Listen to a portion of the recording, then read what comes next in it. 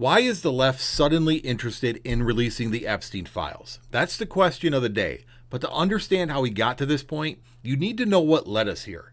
Now, first, go back pre-Trump. There wasn't a big appetite on the left to release the Epstein files. They weren't calling for it, they weren't inquiring about it, or coming up with conspiracies. However, on the right, you had that. They believed that within the files was a list of Epstein clients and every crime they ever committed.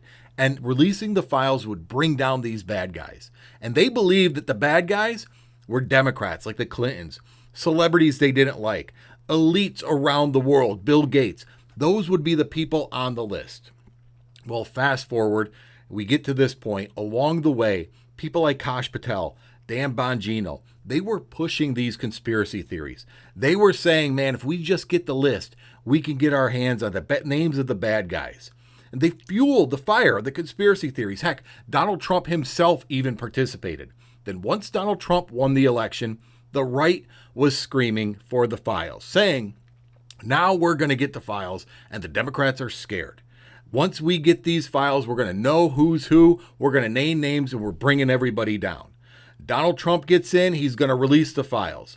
Pam Bondi says she has the files on her desk, they're ready for review. She's asked specifically about a list. It's on her desk, ready for review. They release phase 1 of the Epstein files, and suddenly out of nowhere, the very people who told you they were going to release the list, that perpetuated the conspiracy theories about who's on the list and why they're hiding it, and the FBI has it, they just won't share it. Those people are now telling you that the list isn't real. It's fake.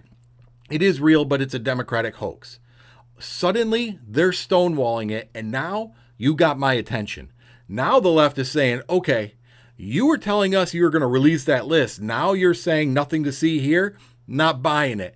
Let's see what's on the list. And now we've learned that Pam Bondi, according to the Wall Street Journal, told Donald Trump, hey, your name is on this list, which wouldn't be a surprise because Trump is a friend or was a friend of Jeffrey Epstein. They were best buds. They were bros. They partied together. We've seen the videos. So that's why suddenly the left cares, because the people who told us they're going to release the list, it's going to bring down the bad guys, and we're going to do it, and they started doing it, suddenly are telling us, never mind, nothing to see here.